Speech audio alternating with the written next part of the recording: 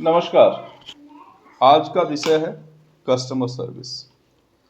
सामान्यतः जब हम कस्टमर सर्विस की बात करते हैं तो हमारे दिमाग में जो तस्वीर उभर के आती है वो है आफ्टर सेल्स सर्विस की।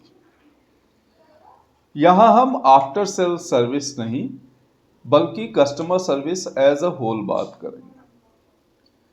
कस्टमर सर्विस की शुरुआत तब से होती है जब से कस्टमर के दिमाग में एक प्रोडक्ट की रिक्वायरमेंट शेप अप करती है और कस्टमर अपने प्रोडक्ट को खरीदने से पहले उस प्रोडक्ट के बारे में अच्छी तरह से रिसर्च करना चाहता है और रिसर्च करने के बाद उस प्रोडक्ट के रिव्यूज पढ़ता है, प्रोडक्ट की आफ्टर सेल सर्विस के रिव्यूज पढ़ता है, फिर वो दुकान में जाता है या ऑनलाइन परचेज करने जाता है। तो अलग अलग टच पॉइंट्स पे जैसे जब कस्टमर के दिमाग में एक रिक्वायरमेंट बनी किसी भी प्रोडक्ट की, तो कस्टमर सबसे पहले आज के डेट में जो सर्च करता है वो ऑनलाइन इंफॉर्मेशन सर्च करता है कि इस प्रोडक्ट हमारी जो रिक्वायरमेंट है उसके हिसाब से क्या क्या प्रोडक्ट्स अवेलेबल हैं और प्रोडक्ट्स की अवेलेबिलिटी। एक तो हो गया कि वो ऑनलाइन सर्च करता है, दूसरा अपने पड़ोसियों से पूछता है जो लोग उस प्रोडक्ट को यूज कर रहे होते हैं। तो अब उसने जानकारी जमा कर ली कि हाँ जी 5, 6 या 8 या 10 ब्रांड हैं जो कि ये प्रोडक्ट बेचते हैं। अब वो उन 8-10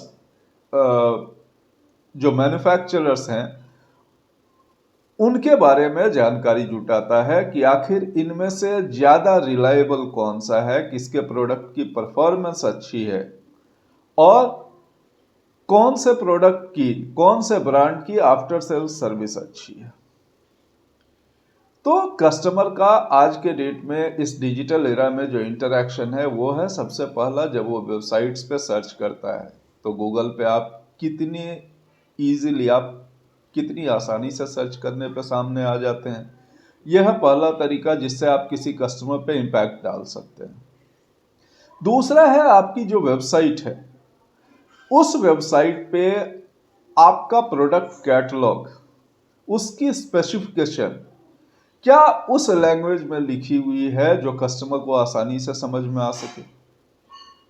क्या उसके लिए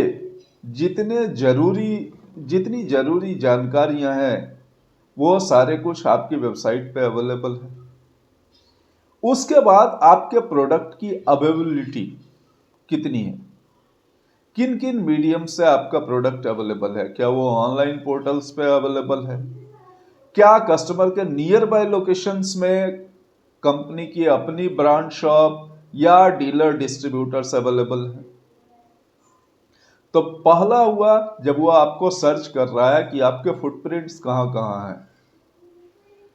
अब सपोज किसी ने ऑनलाइन खरीदने की चूज कर ली तो वो ऑनलाइन खरीदना तो आसान है, ऑनलाइन खरीदने के समय में उसको आपकी जरूरत नहीं पड़ेगी। अब सपोज उसने ऑफलाइन आपका प्रोडक्ट देखने और उसके बारे में जानकारी जुटाने के लिए कोई नियर बाय स्टोर पे विजिट करने का डिसाइड किया। तो जब वो नियर बाय स्टोर पे पहुंचता है तो वहां पे जो सेल्स पर्सन है, चाहे वो डीलर हो चाहे हमारी कंपनी का बंदा हो, अब वहां से कंपनी के बारे में उसके दिमाग में एक परसेप्शन बनना शुरू होता है।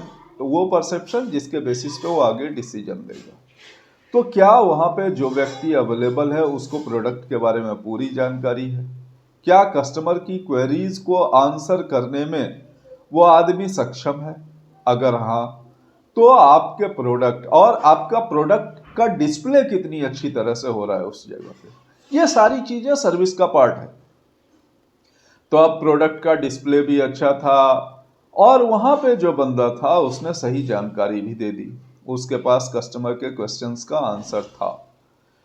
तब एक कस्टमर डिसाइड करता है कि अब हम देखें इसकी प्राइस।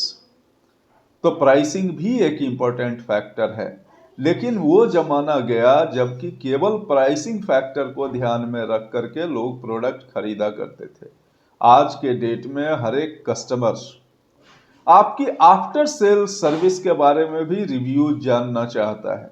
मार्केट के रिव्यूज और जो ऑनलाइन परचेजर्स हैं, ऑनलाइन जिन्होंने रिव्यूज डाली है, वो उन सारे रिव्यूज को गो थ्रू करता है और उसके बाद वो डिसीजन लेता है। तो फिर वहां पे भी आपको जो कंटेंट्स अवेलेबल हैं, जो कस्टमर बेस आपका है वो आपसे कितना सेटिस्फाइड है, इसी के बेसिस पे आपके लिए एक नया कस्टमर बनता है।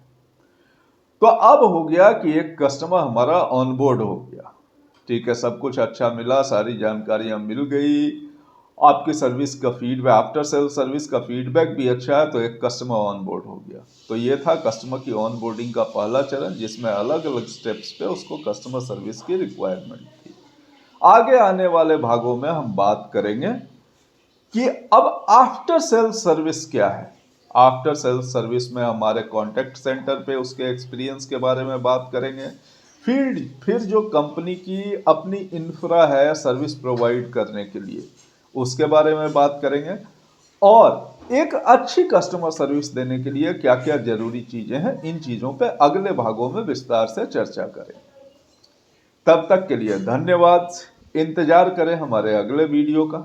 अगर आपको कंटेंट अच्छा लगा हो, अगर आप आगे और कंटेंट्स देखते रहना चाहते हो, तो आप नोटिफिकेशन मिस ना करें, उसके लिए चैनल को सब्सक्राइब करें, कंटेंट को लाइक करें।